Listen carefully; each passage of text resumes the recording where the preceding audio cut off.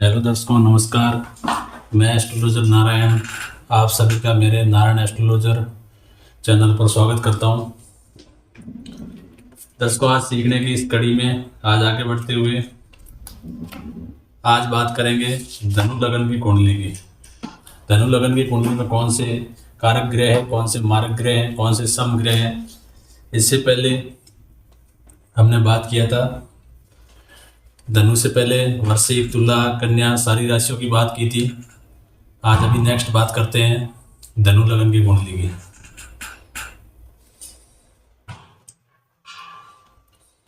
धनु लगन की कुंडली में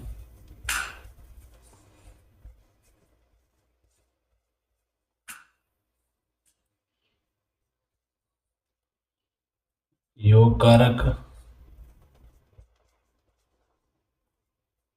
मारक और समग्र।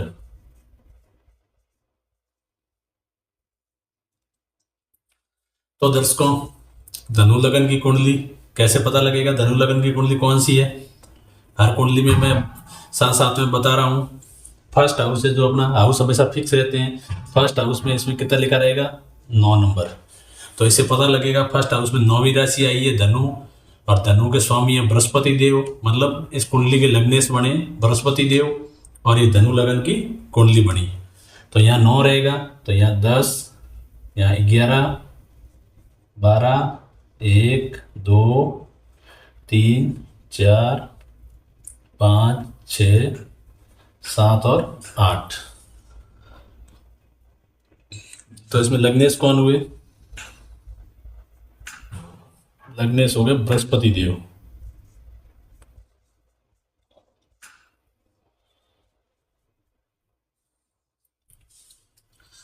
अब दर्शकों, इसमें बात करेंगे योग कारक, मारक और समग्रहों के बारे में।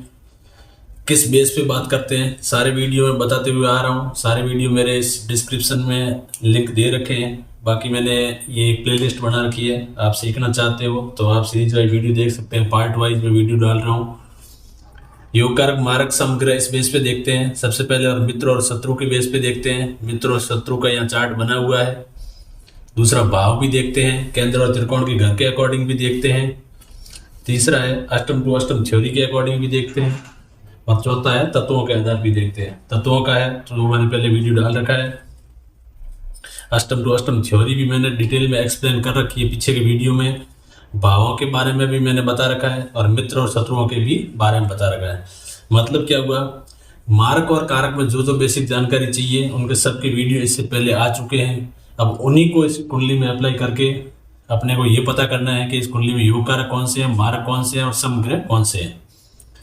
ये राशियां हैं सीक्वेंस वाइज, ये इनके स्वामी हैं। ये भी मैंने पहले वीडियो में डाल रखा है, ये भी एक बेसिक वीडियो है। तो दर्शकों, इसी के अकॉर्डिंग आज आगे बढ़ेंगे। एक बात और डिटेल में बता देता हूँ दोस्तों, बार बार मैं बता रहा हूँ कि मैं अभी तक यहाँ पे मारक और कारक ग्रह निकालना ही बता रहा हूँ। यहाँ ग्रहों का कैसा प्रभाव रहेगा, अशुभ प्रभाव रहेगा, शुभ प्रभाव रहेगा, अच्छा फल देने के लिए बाध्य होंगे या बुरा फल देने के लिए बाध्य होंगे, वो चीज़ इसमें डिटेल में एक्सप्लेन नहीं कर रहा हूँ। क्योंकि उससे पहले बहुत सारे योग और युतियों की जानकारी होनी चाहिए, वो इसके बाद मैं बेसिक जानकारी दूंगा। इसके बाद प्रभाव देखना सिखाऊंगा आपको। फिर प्रभाव कैसा रहेगा, अच्छा रहेगा, बुरा रहेगा, उसके अकॉर्डिंग क्या रेमेडीज है, कौन से रत्न धारण करने हैं, वो सारे बाद में धीरे धीरे आगे बढ़ते रहेंगे। तो आज बात करेंगे योग कारक। योग कारक ग्रह इस कुंडली में कौन से हैं। योग कारक बोल सकते हो, कारक बोल सकते हो, दर्शकों एक ही बात है। अब सबसे पहले इस कुंडली के लग्नेश कौन है, बृहस्पति देव है। बृहस्पति देव इस कुंडली की सारी कंट्रोलिंग पावर किसके हाथ में है, बृहस्पति देव के हाथ में है। अपने दोस्त ग्रह को और ये मित्र और शत्रु ग्रहों को अपने अकॉर्डिंग वो क्या करेंगे, घर अलॉटमेंट करेंगे, उसके अकॉर्डिंग मारक और कारक होंगे। तो सबसे पहले इस कुंडली के लग्नेश कौन है, बृहस्पति देव है और फर्स्ट हाउस में बैठे हैं। और इनकी दूसरी राशि कौन सी है, 12वीं राशि मीन, जो 4th हाउस में आ रखी है। सारी सुख सुविधाओं का घर, माता का घर, तो दोनों अच्छे घर लेके बैठे हैं बृहस्पति देव। तो सबसे पहले इस धनु लगन की कुंडली में बृहस्पति देव खुद अति योग कारक ग्रह बनेंगे। तो योग कारक में पहला मैं लिख देता हूं बृहस्पति देव। अब बात करते हैं इनके मित्रों के बारे में। अब बृहस्पति देव किसमें है, देव ग्रहों में है। तो सूर्य इनके मित्र है, चंद्रमा इनके मित्र है, मंगल इनके मित्र है, चारों आपस में अति मित्र है। बुध के ये सम और पूरक कहलाते हैं। और दानव ग्रह जितने हैं इनके ये आपस में शत्रु है। देवग्रह दानव ग्रह आपस में शत्रु है तो इनके ये शत्रु कहलाएंगे। ये आपस में मित्र होंगे और बुध के क्या होंगे, पूरक होंगे। बृहस्पति देव के दूसरे ग्रह मंगल देव के बारे में बात करते हैं। मंगल देव की कौन कौन सी राशियां हैं, 1 नंबर राशि और 8 नंबर राशि। अब इस कुंडली में 1 और 8 नंबर राशि कौन कौन से घर अलॉटमेंट हुए हैं। 1 नंबर को देखो ये, और 8 नंबर को 12वां घर, 5वां घर और 12वां घर। 5वां घर है वो त्रिकोण का घर है, संतान का घर है, अनसर्टेन गेन का घर है। घरों के बारे में भी मैंने डिटेल जानकारी दे रखी है, पीछे के वीडियो में आप देख सकते हैं। तो मेरा आपसे यही आग्रह रहेगा, आप पार्ट वाइज पार्ट 1 से देखना स्टार्ट करें, तो कंटिन्यू पार्ट वाइज देखते रहें तो आपको बेसिक जानकारी क्लियर होती रहेगी, तो ये अच्छे से समझ में आएगा। जो जानकारी पहले चाहिए होती है उसको मैंने पहले पार्ट बेसिक के हिसाब से डाला है, फिर मैंने ये डाला है, इसके बाद और बेसिक जानकारी डालूंगा प्रभाव देखने के लिए, फिर प्रभाव डालूंगा। तो मैं एक सीक्वेंस में वीडियो डाल रहा हूँ, तो आप भी सीक्वेंस में जिसको सीखना है कुंडली देखने का, जिसको कुंडली अपनी देखनी है या औरों की कुंडली देखनी है, एनालिसिस करना है, तो प्लीज़ वो एक सीक्वेंस में वीडियो देखें। तो सेकंड अपन बात कर रहे थे मंगल देव की। मंगल देव की 2 राशियाँ हैं, 1 नंबर राशि और 8 नंबर राशि। एक को घर मिला है त्रिकोण का 5वां घर, बहुत बढ़िया घर मिला है। दूसरा घर अच्छा घर नहीं मिला है, लेकिन त्रिकोण की कोई भी राशि है उनको दूसरा घर कोई भी घर मिल जाए, 6, 8 और 12 कोई भी घर मिल जाए, लेकिन दूसरे घर का अशुभ प्रभाव उनके ऊपर नहीं पड़ता है, वो त्रिकोण के अकॉर्डिंग ही फल देते हैं। तो ये भी पहले मैंने बता रखा है। तो मंगल देव क्या हुए, इनको पंचम घर मिला है, 12वां घर मिला है, त्रिकोण का घर मिला है। ऊपर से लग्नेश बृहस्पति देव के क्या अति मित्र है, इसकी वजह से धनु लग्न की कुंडली में क्या होंगे, मंगल देव योग कारक ग्रह होंगे। तीसरी मैं इनके मित्र ग्रह चंद्रमा की बात करता हूँ। चंद्रमा की कौन सी राशि है, 4 नंबर राशि है कर्क। कर्क को इस कुंडली में कौन सा घर मिला है, ये, तो ये अच्छा घर नहीं मिला है, इसकी मैं बाद में मार्क में बात करता हूँ। अगली बात करते हैं सूर्य देव की। सूर्य देव की कौन सी राशि है, 5 नंबर राशि सिंह राशि। 5 नंबर राशि को इस कुंडली में कौन सा घर मिला है, 9वां घर मिला है, त्रिकोण का घर मिला है। पिता का घर है, भाग्य का घर है, विदेश यात्रा का घर है, बहुत बढ़िया घर मिला है, क्योंकि त्रिकोण का घर बहुत अच्छा माना जाता है। तो सूर्य देव को बृहस्पति देव ने अपनी मित्रता निभाते हुए कौन सा घर दिया है, 9वां घर दिया है, जो त्रिकोण का घर है, भाग्य का घर है। किसी भी जातक का भाग्य देखना हो तो अपन 9वें घर से देखते हैं, तो उसके अकॉर्डिंग इनको कौन सा मिला है, त्रिकोण का घर मिला है। और ऊपर से क्या है, सूर्य देव बृहस्पति देव के अति मित्र भी है, इनको घर भी अच्छा अलॉटमेंट हुआ है। तो इसकी वजह से क्या होगा, धनु लग्न की कुंडली में सूर्य देव भी क्या होंगे, अति योग कारक होंगे।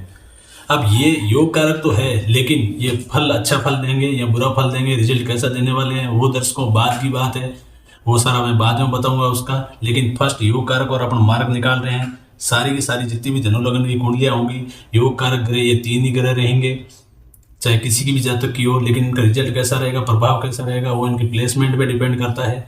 दूसरी इनकी कैपेबिलिटी पे डिपेंड करता है, इनकी कितने डिग्री लेके बैठे हैं। सूर्य के साथ अस्त तो नहीं है, 0 डिग्री है या ज़्यादा है। डिग्री का भी मैंने एक वीडियो डाल रखा है बेसिक में, कितने डिग्री रहेगी, क्या इनकी अवस्था रहती है, क्या इनका घरों में रिजल्ट रहता है, तो वो देख के अपन डिसाइड करेंगे इनका प्रभाव कैसा रहेगा, रिजल्ट कैसा रहेगा, अच्छा देने के लिए बाध्य होंगे या बुरा देने के लिए बाध्य होंगे। तो इस कुंडली में योग कारक ग्रह कितने हुए, 3 ग्रह, बृहस्पति देव, मंगल देव और सूर्य देव। अब दर्शकों बात करते हैं मार्ग ग्रहों के बारे में।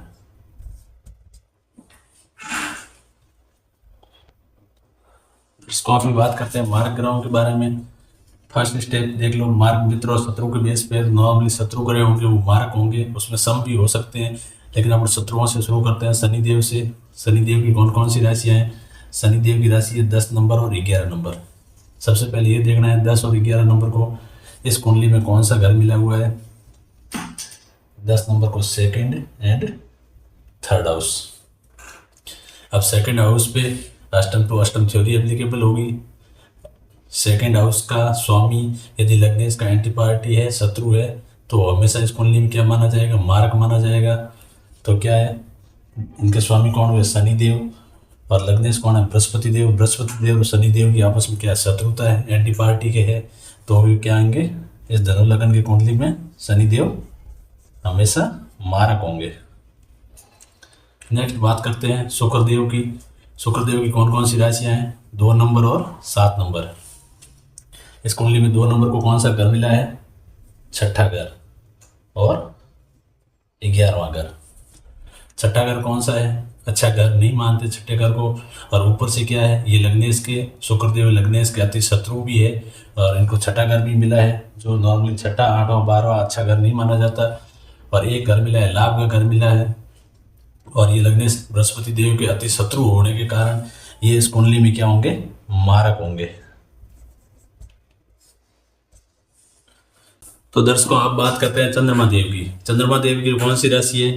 चंद्रमा देव की 4 नंबर राशि है। चंद्रदेव है वो बृहस्पति देव के अति मित्र है। लेकिन पहले बात किया था योग कारक में, वो एक्चुअली योग कारक नहीं है। क्यों नहीं है वो बता रहा हूँ आपको। क्योंकि चंद्रमा देव की 4थी राशि है। 4थी राशि को घर कौन सा मिला है? 8वां घर। एक्चुअली 8वां घर अच्छा घर नहीं होता है। अच्छा घर नहीं होने की वजह से इनकी एक ही राशि, यदि इनकी 2 राशियां होती और एक को मान लो 8वां घर मिला, दूसरा कोई भी केंद्र का या त्रिकोण का घर मिल जाता तो ये योग कारक होते हैं। लेकिन चंद्रमा देव की राशियां कितनी है? एक ही राशि है और उन्हीं को कौन सा घर मिल गया? 8वां घर। जो 8वां घर कुंडली में अच्छा घर नहीं माना जाता है, इसकी वजह से चंद्रमा देव अति मित्र होते हुए भी क्या होंगे? मारक होंगे इस कुंडली में। तो चंद्रदेव क्या हुए इस कुंडली में? अति मारक ग्रह हुए है। ये बृहस्पति देव के मित्र, लेकिन क्या है इस कुंडली में इनको घर अच्छा अलॉटमेंट नहीं हुआ और चंद्रमा देव की एक ही राशि है। इसकी वजह से क्या है, मित्र होते हुए भी धनु लग्न की कुंडली में चंद्रमा देव क्या होंगे? मारक होंगे। तब इस कुंडली में मारक ग्रह कितने हुए? 3। अब बात करते हैं समग्रह की। समग्रह बात करते हैं बुध देव की। बुध देव की कौन कौन सी राशियां हैं? 3 नंबर, 6 नंबर। इनको इस कुंडली में कौन सा घर मिला है? दोनों केंद्र के घर मिले। और ये क्या है, इस पे अष्टम टू अष्टम थ्योरी भी एप्लीकेबल करते हैं। यदि 7वें घर का मालिक, ये 7वां हाउस है, 7वें घर का मालिक, इस घर का मालिक कौन हुए? बुध देव हुए। वो यदि लग्नेश के एंटी पार्टी है, शत्रु है, तो वो मारक होंगे। मित्र है तो कारक होंगे। लेकिन ये क्या है, बृहस्पति देव के बुध देव क्या है? सम है और ये पूरक ग्रह है। तो इसकी वजह से ये इस कुंडली में बुध देव क्या होंगे? सम ग्रह होंगे। न ये मारक होंगे न कारक होंगे। कभी भी दर्शकों इनको मारक मत मान लेना और न कारक मानना। ये सम होंगे। ये कैसे रिजल्ट देते हैं? ये अपनी प्लेसमेंट के अकॉर्डिंग रिजल्ट देते हैं। जिस घर में वो बैठे होंगे उस घर के अकॉर्डिंग फल देंगे। अब योग कारक का मतलब क्या होता है? जिस घर में बैठ जाना, जिस तरफ दृष्टि डालना या जिस घर में जाना, उस घर की वृद्धि कर देना। हमेशा ये योग कारक क्या करेंगे? उस घर की वृद्धि करेंगे। और मारक ग्रह क्या करेंगे? जिस घर में बैठे हैं, जिस घर पे दृष्टि डाली है और जिस घर में जाने वाले हैं, उस घर का क्या करेंगे? उस घर को खराब करेंगे और उस घर का सत्यानाश करेंगे। तो मारक ग्रह क्या करते हैं? खराब करते हैं। योग कारक ग्रह उस घर की हमेशा वृद्धि करते हैं। लेकिन सम ग्रह क्या करते हैं? ये जिस घर में बैठे होते हैं उसी घर के अकॉर्डिंग फल देते हैं। तो बुध देव इस कुंडली में क्या हुए? सम ग्रह हुए। ये ऑलरेडी बुध देव है, वो बृहस्पति देव के सम है। सम होने की वजह से बुध देव हुए सम ग्रह। और चंद्रमा देव, कभी भी चंद्रमा देव को देव ग्रह, ये अपने बृहस्पति देव के मित्र होते हुए भी आप कभी भी योग कारक मत मान लेना, क्योंकि इनका घर जो अलॉटमेंट हुआ है वो घर अच्छा घर अलॉटमेंट नहीं हुआ है। इसकी वजह से चंद्रमा देव क्या होंगे? इस कुंडली में हमेशा मारक होंगे। तो टोटल 3 ग्रह कारक हो गए, 3 मारक हो गए और 1 हो गए सम ग्रह। हमेशा पिंड ग्रह होते हैं जो 7 ग्रह, उन्हीं को ही देखा जाता है मारक और कारक ग्रह। जो राहु और केतु छाया ग्रह है, वो जिस घर में जिस ग्रह के साथ में बैठते हैं, अपने यदि मित्र ग्रह के साथ में बैठते हैं तो हमेशा अच्छा फल देते हैं, अच्छा प्रभाव पड़ता है उनका। और ये हमेशा मित्र के घर में बैठ जाते हैं, मित्र के साथ में बैठ जाते हैं, तो फिर बुरा प्रभाव होता है इनका, बुरा रिजल्ट होता है। तो दर्शकों एक बार मैं वापस बता देता हूँ योग कारक ग्रह कौन कौन से हैं बृहस्पति देव धनु लग्न की कुंडली में। धनु लग्न की कुंडली कैसे पता लगा? क्योंकि फर्स्ट हाउस में लिखा है 9 नंबर राशि है धनु राशि, इनके स्वामी है बृहस्पति देव। तब इस कुंडली के लग्नेश कौन हुए? बृहस्पति देव। इस कुंडली की सारी कंट्रोलिंग पावर किसके हाथ में होगी? बृहस्पति देव के हाथ में। तो ये बृहस्पति देव ऑलरेडी फर्स्ट और ये फोर्थ दोनों केंद्र के घर लेके बैठे हैं। तो धनु लग्न की कुंडली में सबसे अति योग कारक ग्रह कौन हो गए? बृहस्पति देव। दूसरे बात करते हैं इनके मित्र मंगल देव की। मंगल देव की 2 राशियां हैं, 1 नंबर और 8 नंबर। 1 नंबर त्रिकोण का घर मिला हुआ है, 8 नंबर अच्छा घर नहीं होते हुए भी एक घर अच्छा यदि त्रिकोण का मिल जाता है तो दूसरे अशुभ घर है जो अच्छा घर नहीं है उसका प्रभाव कभी भी उनके ऊपर नहीं पड़ता है। वो त्रिकोण के घर के अकॉर्डिंग हमेशा फल देते हैं। तो इनको एक घर त्रिकोण का मिला हुआ है, ऊपर से ये लग्नेश के क्या है? अति मित्र होने की वजह से मंगल देव इस कुंडली में क्या होंगे, अति योग कारक ग्रह होंगे। तीसरी बात करते हैं इनके मित्र सूर्य देव की। सूर्य देव की एक ही राशि है 5 नंबर राशि, जिनको त्रिकोण में जगह मिली है 9 नंबर घर में, पिता का घर, भाग्य का घर, विदेश यात्रा का घर, और ऊपर से ये क्या लग्नेश बृहस्पति देव के अति मित्र है।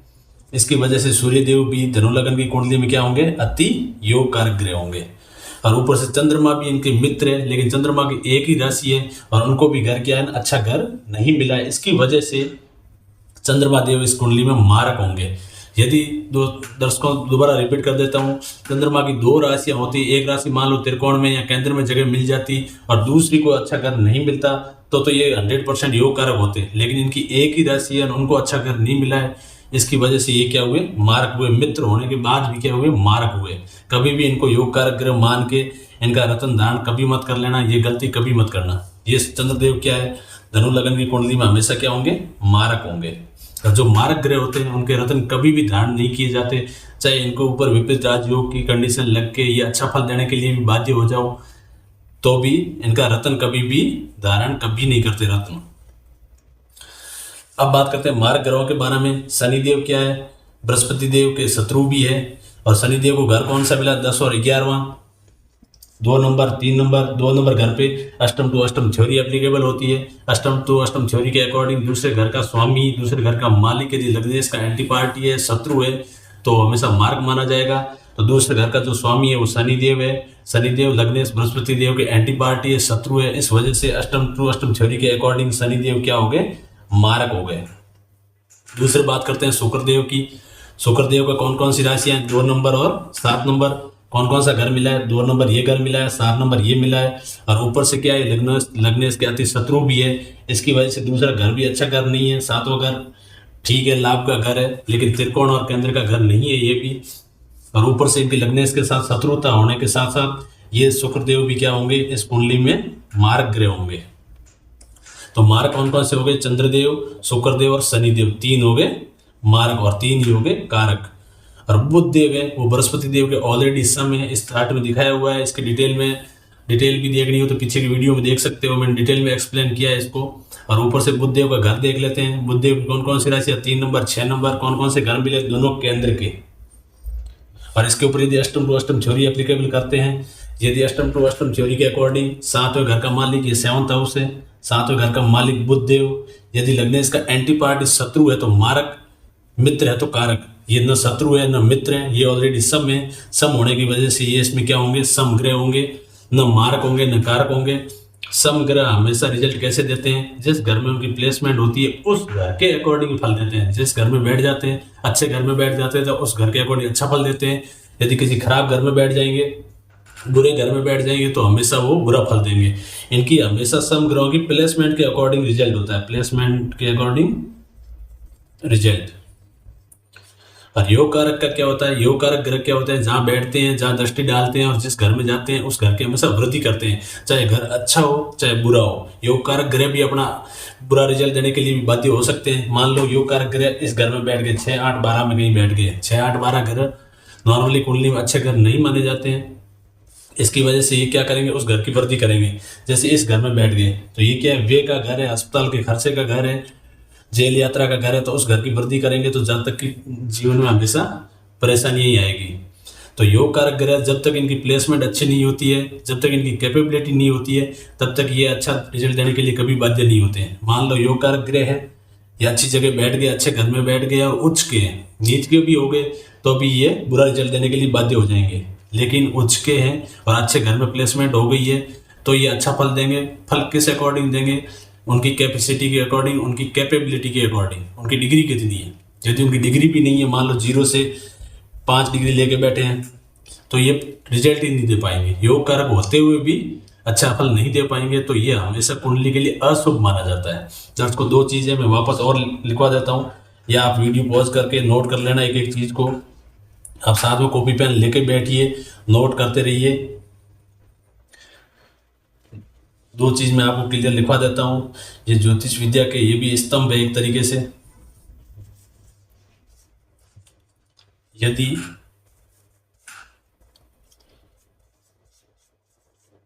किसी भी लगन की कुंडली में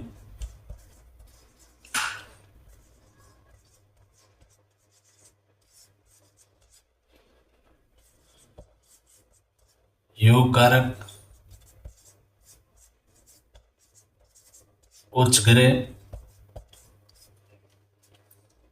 की कैपेबिलिटी या डिग्री कम हो तो वह ग्रह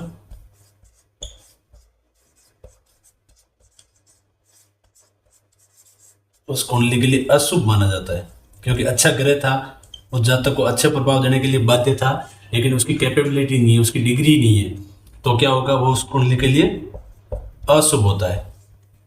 इसी के अकॉर्डिंग यदि कोई मारक ग्रह है, बुरा फल देने के लिए बाध्य है, उसकी कैपेबिलिटी कम हो जाती है, उसकी डिग्री बहुत कम है, तो वो क्या अपना मार्ग के तो दिखाई नहीं पाएगा। इसके अकॉर्डिंग वो हमेशा क्या होता है, उस कुंडली के लिए क्या होता है, शुभ होता है। मारक ग्रह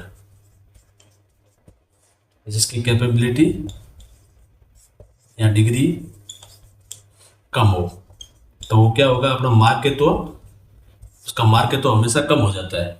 लेकिन शुभ ग्रह की जो शुभ फल या अच्छा फल देने के लिए बाध्य है, उसकी डिग्री कम होती है, उसकी कैपेबिलिटी कम होती है, तो वो हमेशा क्या होता है, उस कुंडली के लिए अशुभ होता है। और मारक ग्रह जिसकी कैपेबिलिटी कम है, डिग्री कम है, वो हमेशा उस कुंडली के लिए क्या होगा, शुभ ग्रह होगा। तो दर्शकों, आज बात की थी धनु लगन की कुंडली के बारे में, धनु लगन के योग कारक, मारक और सम ग्रहों के बारे में। आगे आप बात करेंगे मकर लगन की कुंडली के अगले वीडियो में, उसके बाद कुंभ और उसके बाद मीन, और उसके बाद नेक्स्ट इनके रिजल्ट कैसे देखने होते हैं। उससे पहले जो बेसिक जानकारियों की जरूरत होगी वो मैं बेसिक जानकारियाँ पार्ट वाइज वीडियो डालूंगा। फिर एनालिसिस करेंगे कुंडलियों में इनका रिजल्ट कैसा रहता है, कैसे योग बनते हैं, कैसे युक्तियाँ बनती है, कैसे थ्योरियाँ एप्लीकेबल होती है, सारी बेसिक चीज़ों की आगे बात करेंगे। लेकिन दर्शकों, ये बात ध्यान रखना, योग कारक, मारक ग्रह इन चार के बेस पे निकलते हैं। पहले मित्र और शत्रु के आधार पर। मित्र और शत्रु का वो चार्ट है, एक तरफ 4 देवग्रह है, ये देवग्रह आपस में चारों आपस में अति मित्र होते हैं। कभी भी इस बात को हमेशा ध्यान रखना, चारों ग्रह आपस में मित्र है, लेकिन दानवों का क्या है, अति शत्रु है।